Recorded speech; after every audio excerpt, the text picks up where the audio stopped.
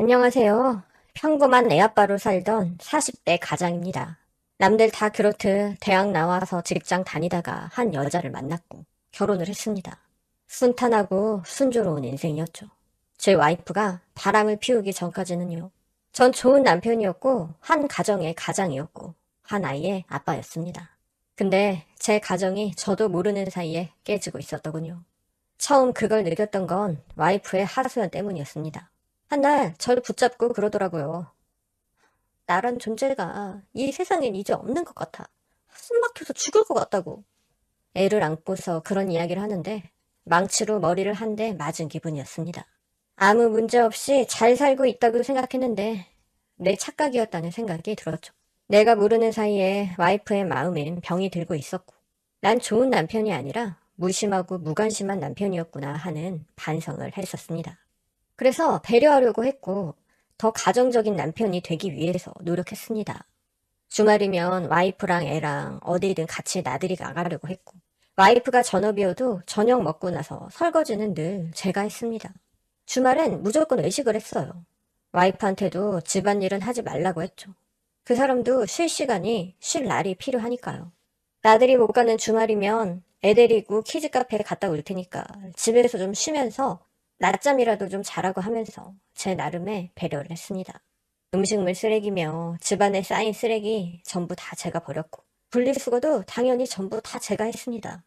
사연을 들으시는 분들이 당연한 거다. 남들 다 그렇게 산다 하실지 모르겠지만 제 나름대로는 정말 노력하면서 살았습니다. 평생 나와 함께 살 사람이 저렇게 힘들다고 하소연을 하는데 남편이 돼서 어떻게든 그걸 이겨낼 수 있게 도와줘야 한다고 생각했으니까요. 근데 제가 아무리 노력을 해도 와이프는 점점 나아지기는커녕 이상해졌습니다. 점점 애는 뒷전이고 자기를 꾸미는데 혈안이 되더군요. 여자로서의 그 사람의 인생도 있다는 걸 물론 이해 못하는 건 아니지만 그 정도가 너무 심했어요. 애가 3살 되자마자 애를 어린이집에 보내더니 매달 보톡스에 피부 관리에 필라테스까지 다니면서 어려 보이고 예뻐 보이는 것에 너무 집중을 하더라고요. 혹시 애 낳고 자존감이 떨어져서 그런 건가 싶어서 아내도 예쁘다, 괜찮다, 너무 아름답다. 매일같이 와이프에게 그렇게 말해줬지만 소용이 없었습니다. 심지어 나중엔 성형수술까지 얘기를 하더라고요. 눈도 좀 커지고 싶고 코도 좀 높았으면 한다고요. 당연히 안 된다고 했죠. 보톡스 맞고 관리받고 운동하는 것까지 이해하고 하라고 할 수 있어도 성형은 안 된다고 했습니다. 아내도 충분히 예뻤으니까요. 근데 본인이 만족이 안 된다면서 끝까지 해야겠다면서 소리를 지르더군요. 그래서 결국 시켜줬습니다. 원하는 대로 하라고요.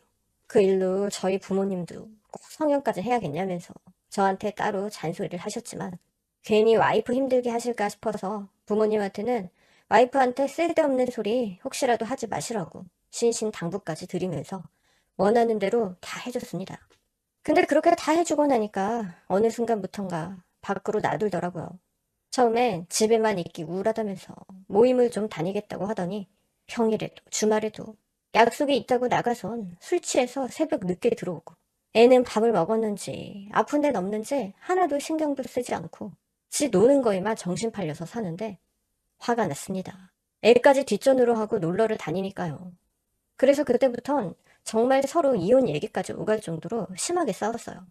저라고 놀고 싶지 않은 거 아니고 친구 안 보고 싶은 거 아니고 술자리 싫은 거 아닌데 그럼에도 그렇게 살지 않는 건 가정이 있기 때문이고 애가 있기 때문인데 이 사람은 저는 제쳐두고라도 아이도 요만큼도 생각 안 하는 사람인 것 같았습니다. 그 무렵부턴 부부 사이가 안 좋았어요. 좋을 수가 없었다는 말이 맞겠네요. 와이프는 와이프대로 불만이 많았고 저 역시 마찬가지였습니다. 그래도 와이프랑 이혼할 마음은 없었어요. 사랑하는 마음엔 변화 없었고요. 그런데 어느 날 그러더군요. 나 앞으로 일할 거야. 애 봐준 도우미 좀 구하자. 라고요. 기가 찼습니다. 일이야 본인이 하고 싶다면 못하게 할 마음 전혀 없었지만 애초에 와이프가 전업이 됐던 게 본인이 원해서였거든요. 저는 치열하게 살고 싶지 않다고 말하기도 했고 일한다고 애가 뒷전인 엄마가 되고 싶지 않다고 본인이 그랬었어요. 저야 제 벌이로 와이프랑 애까지 먹여 살릴 수 있어서 원하는 대로 하라고 했었고요. 근데 이제 와서 애 보기 싫다면서 나가서 일하겠다는데 그게 고지곧대로 받아들여지지 않았어요.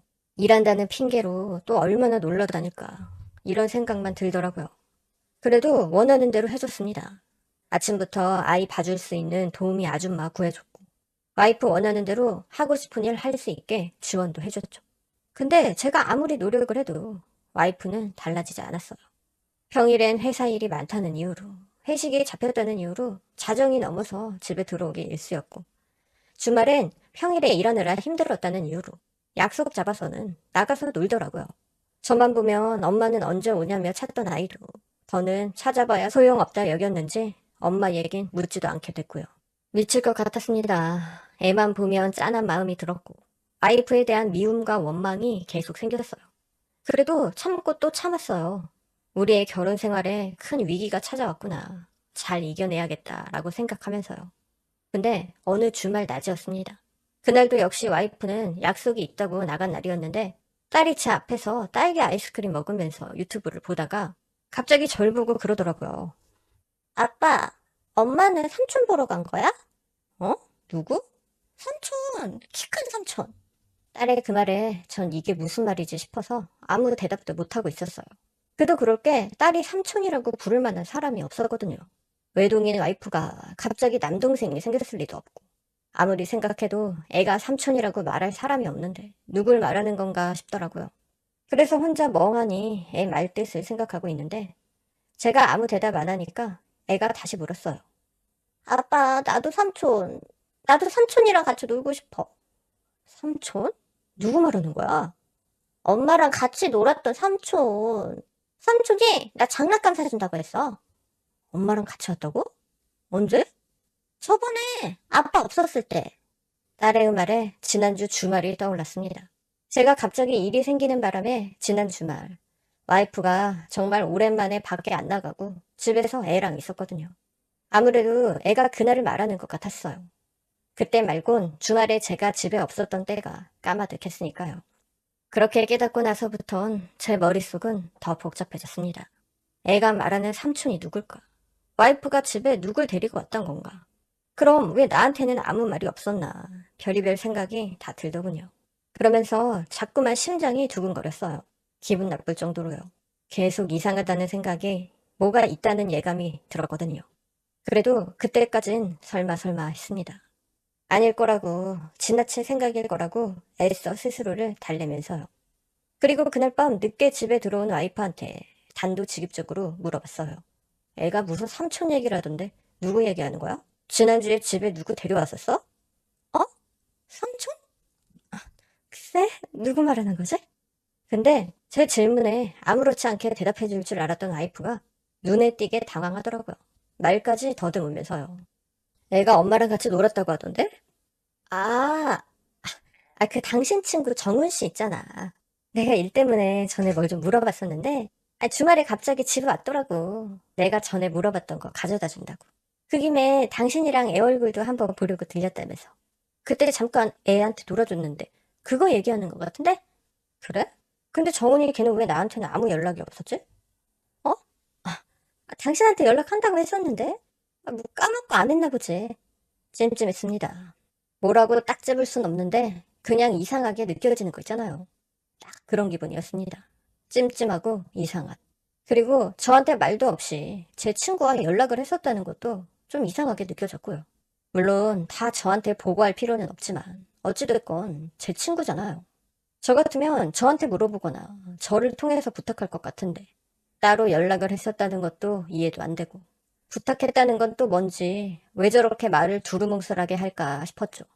그래서 다음날 회사 출근하자마자 바로 친구한테 연락해서 물어봤습니다.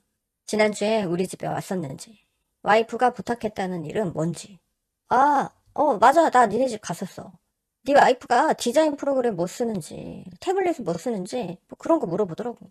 근데 나 안 쓰는 게 하나 있어서 그거 괜찮으니까 한번 써보라고 가져다 준 거야. 알잖아. 나랑 네 와이프가 전공 같은 거. 아, 그래? 난 또 무슨 일인가 해서. 애가 갑자기 삼촌 그러길래 누구 얘기하는 건가 했다. 친구의 말에 저는 와이프 신경 써줘서 고맙다고 인사를 한 뒤 전화를 끊었어요. 계속 찜찜한 기분이 들었지만 친구가 와이프를 위해 입을 맞춰줄 리 없다고 생각했고 저는 와이프를 의심하지 말자 스스로를 다독였어요. 근데 한번 시작한 의심은 이상하게 잘 가라앉지 않더라고요. 친구가 와이프를 위해서 거짓말을 할 이유가 없다는 걸 머리론 알고 있는데, 근데도 자꾸만 와이프의 행동 하나하나가 수상하게 느껴졌습니다. 휴대폰을 애지중지 하는 거나, 주말마다 약속이 끊이지 않는 거나, 누굴 만나러 가길래 매번 나갈 때마다 온갖 치장에 향수까지 뿌리고 나가니, 진짜로 남자가 생긴 건 아닌가 싶은 생각이 들더라고요. 그 의심은 작아지긴커녕 날이 갈수록 커졌고요. 그래서 전 제 의심의 결과가 뭔지 한번 보기로 결정했습니다. 와이프가 대체 누굴 만나는지 직접 눈으로 보고 이 의심을 끝내던 이혼을 하던 결정을 하자고 마음을 먹었죠. 그래서 그러면 안 되는데 와이프 차에 몰래 위치 추적기까지 달았습니다. 그리고 주말에 약속 있다고 나간 와이프 뒤를 미행했죠. 애는 도우미 아주머니한테 미리 부탁드렸어요. 당연히 와이프 모르게 주말 수당까지 챙겨드리면서요.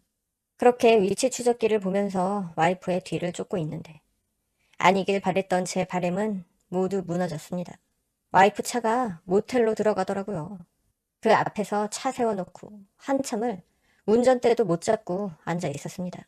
말문이 막힌다는 게 이런 걸까 설마 했는데 그래도 아닐 거라고 생각했는데 다른 사람도 아닌 내 아내가 바람을 피우고 있었다는 게 믿기 어려웠습니다. 그렇게 몇 시간을 그 앞에 차 세워놓고 있는데 아내가 모텔을 나오더군요. 머리가 젖은 채로 웬 남자의 팔짱을 끼고 웃으면서요. 그리고 남자의 얼굴을 본 순간 전 다시 한번 말을 잃었습니다. 그 옆에 제 친구가 있더라고요. 일 때문에 와이프와 잠깐 연락했었다고 말했던 제 가장 친한 친구가요. 두 사람은 누가 봐도 연인의 모습으로 팔짱을 낀 채 제 차 옆을 지나쳐갔고 전 그런 둘을 멍하니 바라볼 수밖에 없었습니다. 도저히 차 문을 열 용기가 안 나더라고요. 저 둘 앞에 설 자신도 없었고요. 그렇게 그날 전 집으로 혼자 돌아왔습니다. 와이프는 그때까지도 집에 돌아오지 않았더군요. 손이 떨렸습니다. 어떻게 둘이 눈이 맞았을까? 이게 말이 되는 일인가? 화가 났고 분노했고 솔직한 말로 둘 다 죽이고 싶었어요. 애랑 같이 있지 않았더라면 집안을 때려 부셨을 수도 있었을 것 같네요. 그날 참 많은 생각을 했습니다. 지금 제가 처한 이 상황이 너무 역같고 거지 같은데 당장 그 친구 멱살을 붙잡고 와서 둘 다 내 눈앞에서 어떻게 해버렸으면 좋겠는데 아무리 생각해도 앞으로 어떻게 해야 할지 결론이 안 나더라고요. 둘 다 고소하고 이혼을 하자 싶다가도 애가 받을 상처가 걱정이 되고 이 또한 지나가는 바람이라 생각하고 모른 척 아무 일도 없었던 것처럼 잊고 살까 싶은 생각이 들다가도 도무지 그럴 자신은 없고 그러면서 계속 머릿속에선 둘이 한 침대에 있는 모습이 상상되고 미칠 것 같았습니다. 왜 내가 이렇게 고통을 받아야 하나? 내가 무슨 죄를 지었길래 이런 일을 겪어야 하나? 저 둘은 내가 지금 어떤 마음을 갖고 있건 상관하지 않은 채 좋은 시간을 보내고 있겠지. 그렇게 생각하니까 피가 거꾸로 솟고 돌아버릴 것 같았습니다. 그렇게 한참을 애 재우고 나와서 거실에 앉아 생각하고 있는데 새벽 1시가 좀 넘어서 와이프가 집에 들어오는 소리가 들리더군요. 그리고 와이프 얼굴을 보는 순간 알았습니다. 아무 일도 없었던 것처럼은 절대 못 산다는 걸요. 그러면 안 되는데 얼굴을 보자마자 얼굴에 손을 올렸습니다. 압니다. 저도 폭력 정당화 될 수 없고 제가 와이프를 때린 거 잘못이란 거 압니다. 근데 그 가증스러운 얼굴 보는 순간 여태 내 친구인 그놈이랑 그러다가 왔을 생각을 하니까 열받아서 저도 모르게 손이 나가더라고요. 태어나서 처음이었습니다. 누군가의 몸에 손을 댔던 건요. 누군가의 뺨을 올린 건요. 뭐야? 당신 미쳤어? 갑자기 왜 이래? 너, 너희 씨땡. 네가 어떻게 그럴 수 있어? 어? 진짜 미쳤어? 갑자기 무슨 소리야? 왜 이러냐고. 모른 척 하지 마. 내가 모르는 거 같아? 나 다 알아. 너 바람 피고 있는 거 다 안다고. 그게 무슨 말이야?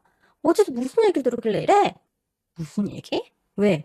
뭐 찔리는 게 있긴 있나 보지? 찔리긴 누가? 당신이 갑자기 이렇게 난리를 치니까 그렇지. 난리? 내가 갑자기 난리를 치는 거다? 그래서 넌 바람난 게 아니라? 바람은 무슨 바람? 내가 당신이랑 우리 애 말고 또 누가 있다고. 괜한 사람 잡지 마. 나 아니야. 당신 두고 부끄러울 짓 한 적 없어. 그 말에 더 말할 가치가 없다고 느껴졌습니다. 내가 뭐라고 하건 얜 끝까지 자기 변명만 할 테고 끝까지 아니라고 잡아댈 거고 날 계속 바보 등신 만들겠구나 싶었습니다. 그래서 그냥 방으로 들어왔어요. 와이프 혼자 거실에 내버려둔 채요. 그날 이후부터 전 와이프를 사람 취급하지 않았습니다. 없는 사람처럼 대했고 그러면서 저 혼자 이혼을 준비했죠. 사람 하나 고용해서 외도 증거를 하나씩 모았고 이혼 변호사와도 미리 상담하고 의논하면서 양육권도 제가 가져올 수 있도록 준비를 했습니다. 근데 제가 그날 일을 치니까 갑자기 와이프 태도가 돌변하더라고요. 집에도 일찍 들어오고 주말에는 더는 친구들과 약속 안 잡겠다면서 안 나가고 연락도 따로 안 하는 눈치였습니다. 제가 고용했던 사람도 둘이 헤어졌는지 더는 안 만나는 것 같다고 그러더라고요. 그리곤 마치 사랑하는 연인이랑 헤어진 여자처럼 굴기 시작했습니다. 집단엔 티 안 낸다고 하는 것 같은데 이미 모든 사실을 알아서 그런지 훤히 다 보이더군요.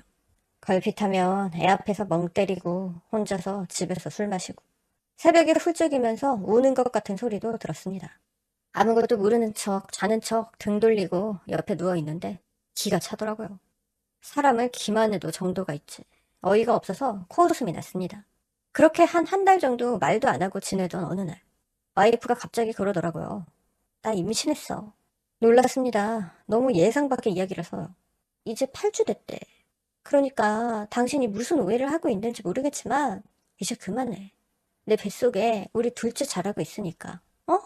절 달래듯이 말하는데 역겹다는 생각밖엔 들지 않았습니다. 왜 그런 확신이 들었는지 모르겠지만 뱃속의 아이는 제 아이가 아닐 것 같더군요. 아닌 것 같았어요, 내 애가. 그래서 저도 모르게 손이 떨리고 당장이라도 뻔뻔한 저 얼굴에 침이라도 뱉어주고 싶었지만 이 악물고 참았습니다. 그리고 결심했습니다. 차라리 이혼을 해주지 말자. 이들에게 더한 지옥을 선물해주자. 더 큰 복수를 해주자. 그 복수를 할 수 있다면 제 자신 역시 지옥에 살아도 상관없다고 생각했습니다. 그래서 제 손을 붙잡고 있는 와이프 손을 뿌리치면서 말했어요.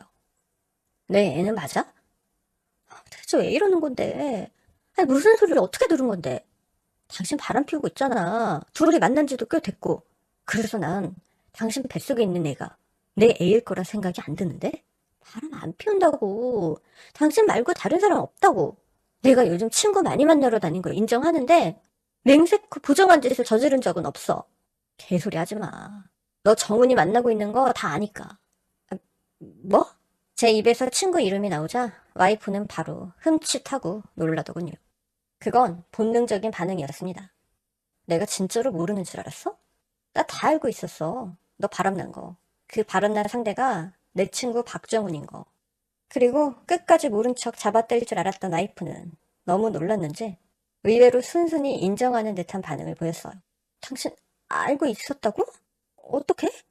봤어. 네가 모텔에서 걔랑 팔짱 끼고 나오는 거. 둘이 같이 다시 모텔 들어가는 거 내 두 눈으로 똑똑히 봤다고. 아, 근데 왜 말 안 했어? 말했잖아. 너 바람 피우고 있는 거 다 안다고. 그러면 진작 말을 하면 뭐, 둘이 안 헤어졌을 거야? 나한테 이혼하자고 했을 거야? 지금 그런 말 하는 거 아니잖아. 미안한데, 난 너랑 이혼 안 해줄 거야. 뭐? 그러니까, 뱃속에 있다는 그 아기, 네가 한번 잘 고민해봐. 낳아야 할지 말아야 할지. 근데 난 그 애 키워줄 마음 없다. 호적에도 올려줄 마음 없고. 그러니까, 너 알아서 한번 해봐. 그 애를 낳던 말던 난 너랑 이혼 안 해줄 거니까. 나쁜 놈. 내가? 너 아니고? 절 원망하듯 한참 동안 노려보던 와이프는 휴대폰을 챙기더니 집을 나갔습니다. 와이프는 그날 집으로 돌아오지 않았어요. 애한테는 엄마가 일이 있어서 며칠 집에 못 올 거라고 잘 둘러댔습니다. 그리고 며칠이 지났을까요? 퇴근해서 집에 왔는데 현관에 와이프 신발이 있더라고요. 그 옆에는 못 보던 신발 한 켤레도 같이 있었습니다. 아주머니 죄송한데 우리 애 데리고 요 앞에 카페에 잠깐 가 있어 주실래요? 이걸로 마실 거 사 드시고요. 집에 돌아오자마자 전 아주머니에게 애 좀 데리고 나가 있어 달라고 부탁드렸습니다. 아주머니는 제 눈치를 보면서 상황을 알겠다는 듯 제 부탁을 들어주시더군요. 애는 엄마랑 삼촌이랑 더 놀겠다면서 투정을 부렸지만 맛있는 아이스크림을 사주겠다는 아주머니 말에 아주머니의 손을 붙잡고 집을 나갔습니다. 그리고 전 뻔뻔하게 제 집에 앉아있는 둘을 보고 말했어요. 둘이 여기서 뭐해? 일단 앉아. 우리 할 얘기 있잖아. 어차피 다 걸린 마당에 이젠 몸 배는 게 없다 이건가? 준우야, 일단 우리 얘기를 좀. 내 이름 부르지 마. 당장 그 입 찢어버리고 싶으니까. 야, 네가 어떻게 나한테 그러냐? 네가 그러고도 사람이야? 우리도 주둥이 닥쳐. 진짜 죽여버리기 전에. 어떻게든 이성을 지키려고 했지만 막상 그 둘의 얼굴을 보니까 그게 쉽지 않았습니다. 당장이라도 둘의 얼굴에 주먹을 꽂고 싶은 걸 변호사가 했던 조언을 생각하면서 필사적으로 참았습니다. 앞으로 행여라도 둘의 몸에 절대 손대지 말라고 했었거든요. 아무리 화가 나도 폭력을 쓰는 순간 저에게도 불리하게 작용할 수 있다고요. 그래서 간신히 참고 있는데 와이프가 그러더군요. 우리 이혼하자. 당신 말대로 나 이 사람이랑 못할 짓 저질렀고 더는 당신 아내로 못 살 것 같아. 그러니까 서로 더 힘들고 괴롭게 하지 말고 깔끔하게 이혼하자고. 당신한테 뭐 바라지 않을게. 애도 당신이 키우겠다고 하면 내가 다 양보할게. 그러니까 이혼만 좀 해줘. 뭐? 양보? 너 지금 양보라고 했냐? 당신 용서 안 바래. 우리 원망하는 것도 할 수 없다고 생각하고. 근데 우리도 가정을 지키려고 노력했던 거. 그건 알아줬으면 좋겠어. 당신이 어떻게 생각할지 모르겠지만 정말 가정은 지켜보려고 했어. 맞아. 우리 정말 헤어졌었고 다신 보지 말자고 했었어. 근데 애까지 생긴 마당에 이젠 정말 어쩔 수가 없다. 나 와이프한테도 사실대로 다 말했어. 이혼해달라고 했고 너한텐 정말 미안한데 우리도 어쩔 수가 없었어. 사람 마음이 사람 뜻대로 되는 게 아니잖냐. 사람이 너무 화가 나면 화가 아니라 웃음이 난다는 걸 전 그날 처음 깨달았습니다. 끝까지 지들이 잘한 것처럼 변명하면서 포장하는데 웃음이 나더라고요. 대단하다 진짜. 아니 어떻게 사람이 이렇게 뻔뻔할 수가 있지? 너한텐 정말 미안하다. 진심이야. 우리 사이 이해해달란 말 같은 거 안 할게. 그냥 이혼만 좀 해줘라. 나머진 네가 원하는 대로 다 할게.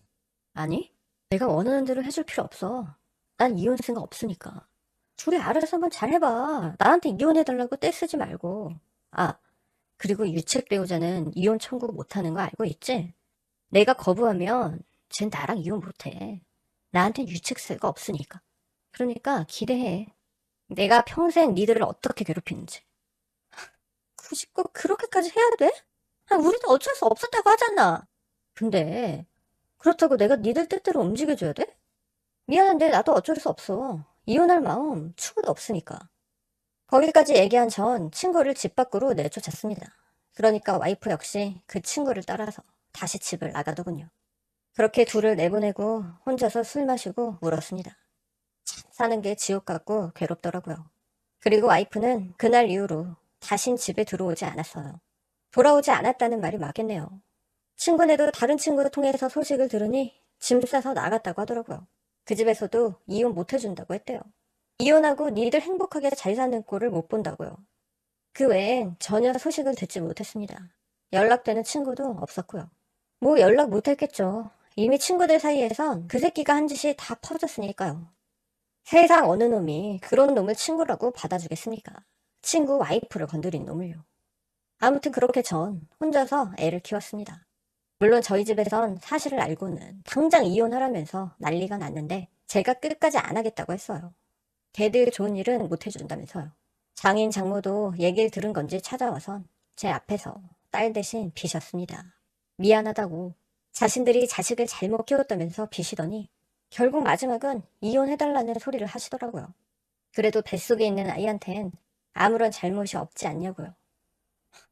그럼 우리 애는 무슨 잘못이 있어요? 왜 우리 애는 이혼 과정에서 자란 애가 되어야 하는데요? 제 말에 두 분 역시 더는 아무 말 못하고 돌아갔습니다. 애는 엄마 보고 싶다면서 울고 투정도 많이 부렸는데 한날 제가 엄마는 이제 더 이상 못 본다고 울면서 얘기를 하니까 엄마 얘기를 하면 제가 마음 아파한다고 생각했는지 다신 엄마 얘기를 안 하더라고요. 묻지도 않고요. 저 어린 게 속이 어찌나 깊은지 그런 애가 짠해서 더 마음이 아팠습니다. 그래서 그런 애 남부럽지 않게 엄마의 빈자리를 느끼지 않게 잘 키우겠다고 맘먹고 열심히 살았어요. 와이프는 찾지도 않았죠. 알아서 살겠거니 했으니까요. 그렇게 상처도 조금은 아물고 괜찮아질 무렵 와이프가 다시 제 앞에 나타났습니다. 2년 만이었을 거예요. 갓난아이를 등에 업고는 회사 앞에서 절 기다리고 있더라고요. 그리곤 한다는 말이 제발 이혼 좀 해줘 였습니다. 안 해준다고 말했지 않았나? 죽어도 안 해준다고. 이 애 좀 봐. 얘 지금 출생신고도 못했어. 이 핏덩이 같은 애가 아파도 병원 한 번을 제대로 못 가고 있다고, 보험이 안 돼서. 다 네 엿보지. 네 잘못으로 인해 생긴 일이고. 그러니까 나한테 와서 징징거리지 말고 너 알아서 해. 네가 선택한 일이니까. 전 그런 와이프에게 더없이 냉정하게 말했습니다. 그랬더니 이혼 소송을 하겠다고 하더라고요. 저는 이렇게는 못 산다고요. 맘대로 하라고 했어요. 난 할 마음 없으니까 어디 한번 너 혼자 알아서 해보라고요. 그 말을 하고 돌아간 와이프는 정말로 이혼 소송을 했고, 그 소송은 아내가 유책 배우자라는 이유로 기각이 됐습니다. 분명 유책 배우자는 이혼 소송 못한다고 말해줬던 것 같은데 사서 고생을 하더라고요. 그 후론 친구랑 와이프 둘 다 번갈아 찾아오면서 이혼해달라고 행패 부리고 밤낮으로 전화해서 사람을 괴롭히는 일이 반복됐습니다. 위자료며 갖고 있는 돈 몽땅 다 주겠다고, 얼마를 원하던 다 주겠다고 하는 거 필요 없다고 전화도 차단했습니다. 그렇게 1년을 피눈물 뽑으면서 지냈더니 어느 날 갑자기 와이프가 집에 들어왔더라고요. 지가 낳은 애를 안고서요. 그래서 당장 나가라고 했습니다. 당신은 여기 있어도 되지만 애는 안 된다고요. 내 애가 아니니까 내 집에 못 들인다고 했는데 와이프가 무슨 생각인지 절 보면서 그러더라고요. 당신 애일 수도 있어. 뭐? 이것도 무슨 개수작이야. 개수작이 아니고 나도 궁금해서 그래, 누구 애인지. 근데 당신도 알다시피 당신 애가 아닐 확률이 100%는 아니잖아. 당신 애일 수도 있는 거라고. 그럼 이 애도 여기 있어도 되는 거 아니야? 당신 호적에도 올릴 수 있고.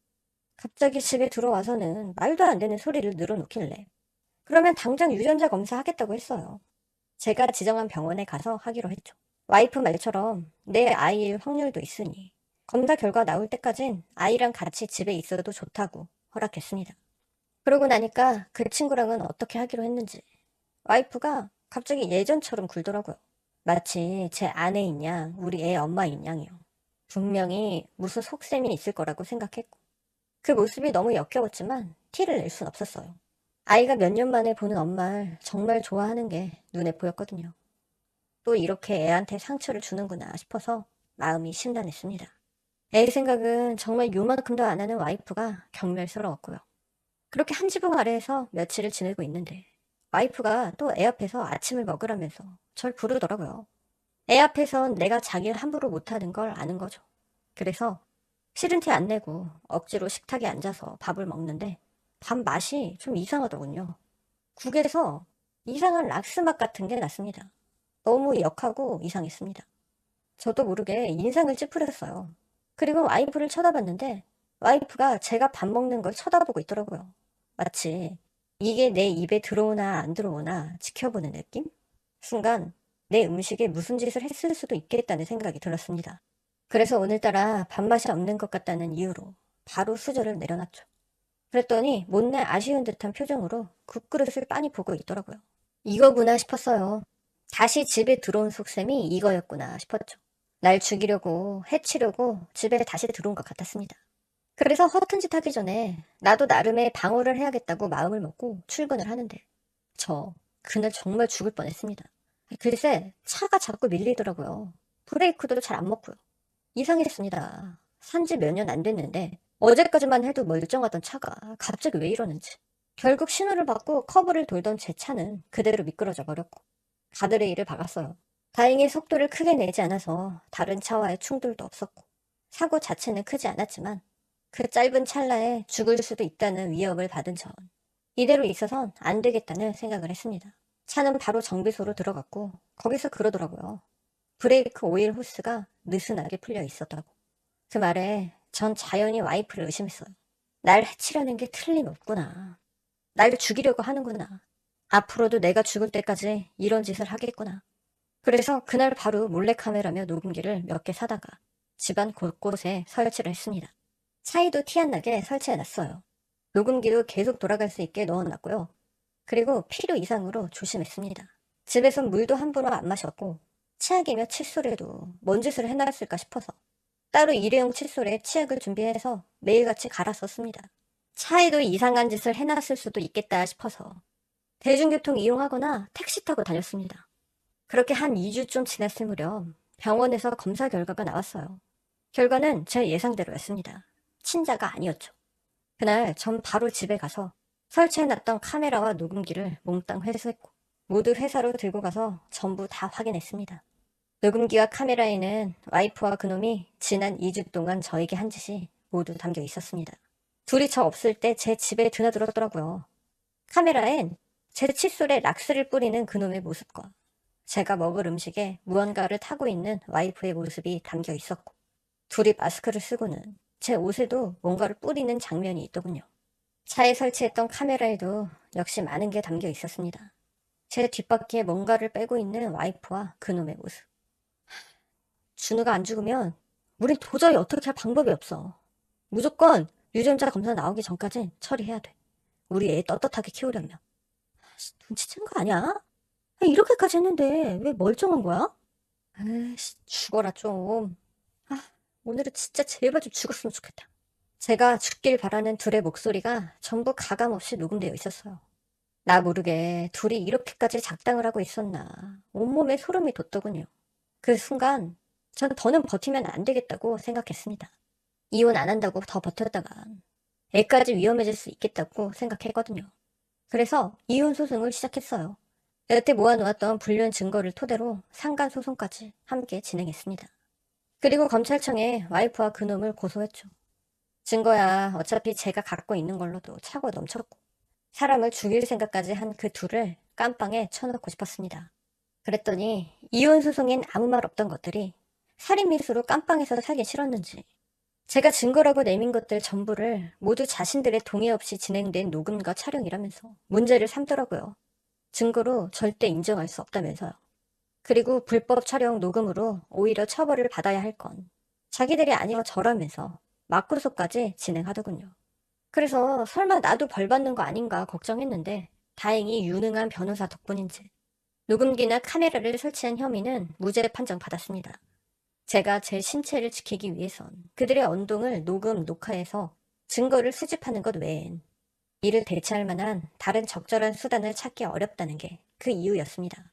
그리고 그 둘은 몇 년간의 재판 끝에 초범임에도 불구하고 그 죄질이 무겁다고 판단된다면서 특수상해 미수 및 재물손괴죄로 각각 양형 1년을 선고받았습니다. 지금도 둘 다 교도소에 있는 걸로 알고 있고요. 아마 곧 사회에 나올 텐데 나온다고 해도 전처럼은 못 살 것 같더라고요. 제 친구도 그렇고 전 와이프도 그렇고 상당히 좁은 바닥에서 일하고 있는데 이미 그쪽 업계에 소문이 쫙 퍼진 상태라서요. 친구들이나 집에선 둘이 나오면 혹시 또 해코지를 하는 거 아니냐고 걱정하는데 그렇게 무섭진 않습니다. 이런 일까지 겪은 마당에 뭐가 더 무섭겠나 싶고요. 다만 애는 위험할 수도 있겠다는 생각이 들어서 집은 이사한 상태고 현재는 부모님이랑 애랑 함께 살고 있습니다. 보안 좋다고 소문난 아파트에서 같이 살고 있고 부모님은 저 없을 때 우리 애를 잘 돌봐주고 계십니다.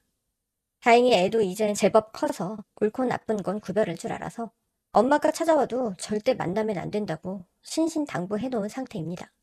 저희 엄마가 애한테 뭐라고 말을 했는지 애도 이젠 엄마 얘기만 나와도 학을 떼면서 싫어해요. 얼굴도 보기 싫다고요. 뭐 이걸 다행이라고 말해도 될진 모르겠지만요. 아무튼 지옥 같던 결혼 생활을 끝내고 전 아주 잘 살고 있습니다. 내년엔 해외 주재원에 나가기로 했어요. 애랑 함께 가족 전부 가기로 했습니다. 그리고 아마 애가 성인이 될 때까진 한국에 안 돌아올 것 같네요. 쓰다 보니 말이 참 길어졌네요. 사연을 들어주신 분들은 모두 모쪼록 건강 유념하시고 오늘도 좋은 하루 되시길 바라겠습니다. 그럼 사연 들어주셔서 감사합니다. 안녕하세요. 오디오입니다.